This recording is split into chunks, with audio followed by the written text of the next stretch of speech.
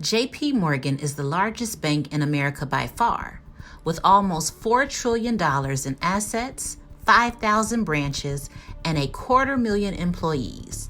But longtime CEO Jamie Dimon was never satisfied just maintaining this position and was always looking for opportunities to grow the bank even further. In the past few years, the number of fintech companies has exploded and has started to gradually take market share away from the old school banks. The younger generations want to manage the entirety of their financial lives from the comfort of their smartphones instead of walking into a traditional bank branch. Dimon knew that if he wanted to keep the bank's market share safe from up-and-coming fintech, he would have to turn the bank to cater to this younger generation. So, over the past 3 years, he went on an acquisition spree, buying up small fintech startups all over the world. In 2021, JP Morgan paid $175 million for a startup company called Frank.org. Jamie Dimon declared he planned to get more aggressive in seeking takeovers, and he certainly made good on that promise. 28-year-old Charlie Javice founded Frank, a college financial planning platform hoping to revolutionize the higher education financial aid industry by giving students the opportunity to fill out previously complicated paperwork online in a matter of minutes. After a few years of running, Frank exploded in popularity, gaining over 4 million users. With the massive user base, JP Morgan jumped at the opportunity to acquire Frank for $175 million and hired Charlie Javice as their managing director of student solutions, one of the highest possible ranks at the firm. Then just 1 year later, the situation did a complete 180, and JP Morgan shut down the website and accused Charlie Javice of orchestrating a massive fraud of the 4 million students that Frank had supposedly served. Allegedly, over 90% of them were fake, existing only in Charlie's imagination. The bank has formally accused Javice of fraud and is trying to get back the $175 million purchase price. Charlie Javice experienced what could be described as a privileged upbringing. Her father was a wealthy financier in New York. She attended an elite French language private high school that charged $40,000 per year in tuition. She then attended the prestigious Wharton Business School at the University of Pennsylvania. Shortly after graduating, she raised venture capital funds to fund her education technology startup, Frank. University tuition in the U.S. is very expensive, and millions of students rely upon student loans and grants to pay for their education. One of the most powerful tools to obtain student aid is the free application for federal student aid, or FAFSA, from which determines your eligibility for various government student aid. In order to prevent fraud, the government has made the process extremely complicated, requiring students to provide huge amounts of information and fill out many pages of documents. The process of filling out the FAFSA form can take many hours and is prohibitively very strenuous for many students. In order to solve this problem, Javice created a website called withfrank.org, an easy-to-use online platform where students can fill out their FAFSA forms far more quickly and efficiently.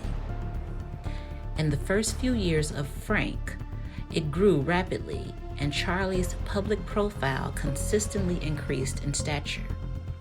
Her popularity grew to the extent that she was featured on the Forbes 30 Under 30 list and featured in a glowing article published by the dating website Bumble.com.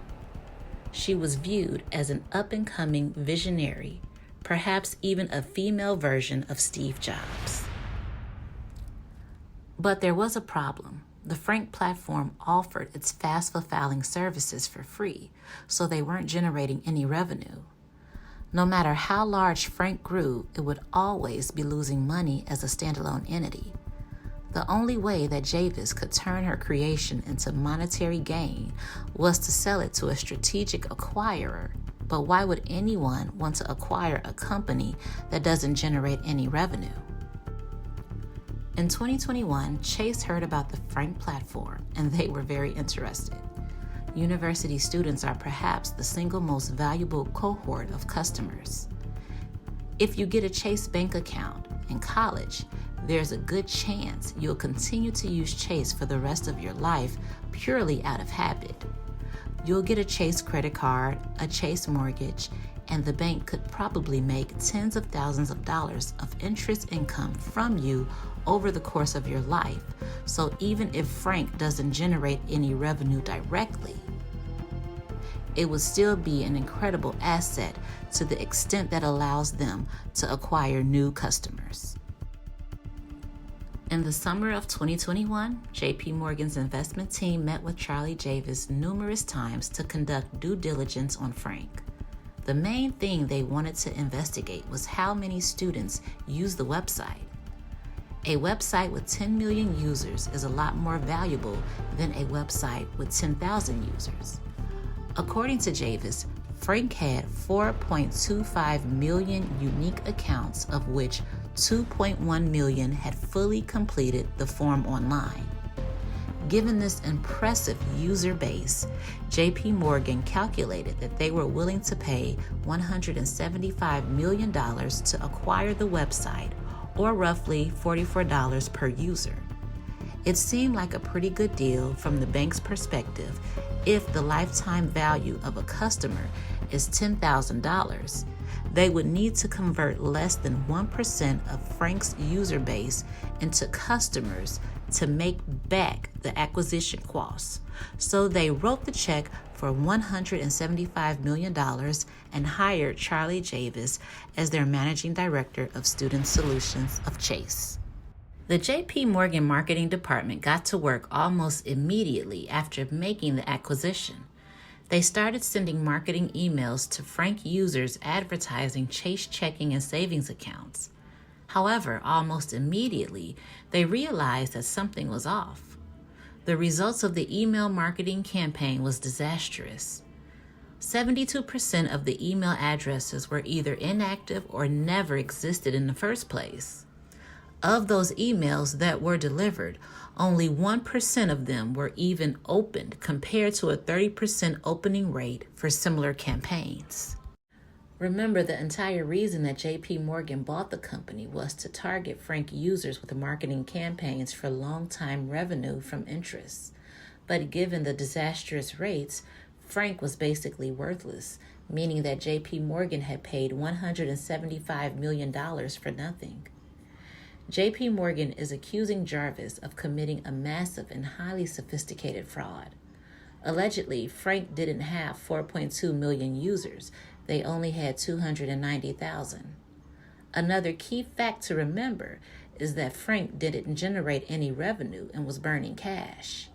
Javice was desperate to sell her company to cash out, but with only 290,000 users, a large bank like JP Morgan wouldn't be interested, so she invented 4 million fake users. But how is this even possible?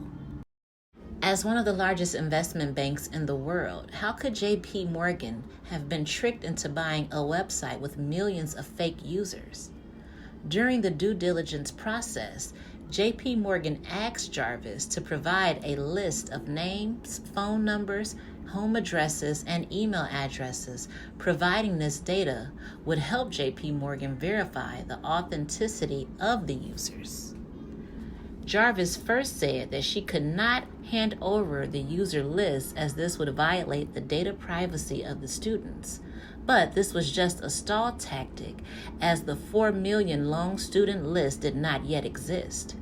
While she was stalling over privacy concerns, Javice was frantically trying to cover for her fraud. She allegedly paid a computer science professor $18,000 to create a synthetic list of 4.2 million user profiles.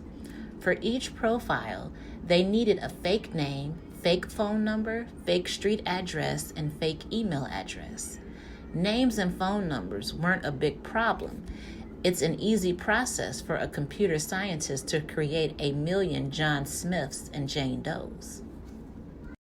Phone numbers are also pretty easy. You just have to get a directory of area codes and randomly generate a list of numbers. Addresses are a little bit more difficult because you must make sure that a street name exists in whichever state you decide the imaginary student is living. What was even more tricky was their email addresses. You could randomly generate numbers and letters or even use random words, but it will be pretty obvious that they are fake because people generally don't choose random characters for their email addresses. Eventually, Javice and the computer scientists gave up. Instead of generating fake home and email addresses, they instead provided so-called unique IDs. Unique IDs are randomly generated identifiers that substitute for real data. Javice put together her fake customer list with emails and other data acquired from these data brokers. JP Morgan's marketing team sent out marketing emails to what they thought were frank users, but they were actually just random email addresses. Imagine if you received an email from Chase Bank saying something to the lines of, "Congratulations on your successful financial aid application to Southeastern Illinois University." But you never applied for student aid and you had never even heard of Southeastern Illinois University. You would probably think the email is some sort of a scam. The chances that you became a Chase customer as a result of this email is almost zero. Not only that your perception of the Chase brand will decrease because they sent you this scammy email, the reputational risk for JP Morgan was so massive of that they almost immediately shut down the website and wrote off the $175 million investment as a zero. The biggest mistake that Javice made was that she used her official Frank email account to orchestrate the alleged fraud after JP Morgan acquired the company. The Frank email accounts now belonged to JP Morgan, and they were free to look at the historical emails. After the disastrous results of the marketing campaign, they investigated Javice's email history and quickly found some damning evidence, including her conversations with the computer science professor. Of course, these are just allegations, and Javice is entitled to a fair trial. But if JP Morgan has the email records they claim to have, it will be difficult for her to argue against the fraud. There are a lot of apparent similarities between Charlie Javice and the convicted fraudster Elizabeth Holmes. Like Holmes, Javice graduated from a prestigious university and came from a well-connected family. This gave her the credibility to raise initial funding for a startup. Both of them were pursuing what they thought was a noble mission. In the case of Holmes, it was to democratize access to blood testing. In the case of Javice, it was to democratize student financial aid. Both of them probably thought their companies would be successful eventually, but needed to embellish things a little bit in the short term to raise capital. In the case of Javice, she must have thought she could make Frank work. Eventually, as she joined JP Morgan as an employee, after the acquisition, she probably thought that she could buy a little bit of time with a fake email list. She could use JP Morgan's resources to expand Frank and eventually achieve the 4 million users that she claimed to have. Maybe it could have worked, maybe not. But now that the fraud is exposed, we may never know. Well, this wraps it up, guys. Thanks so much for listening, and let us know in the comments what you think about Charlie Javice's alleged fraud. Thanks again.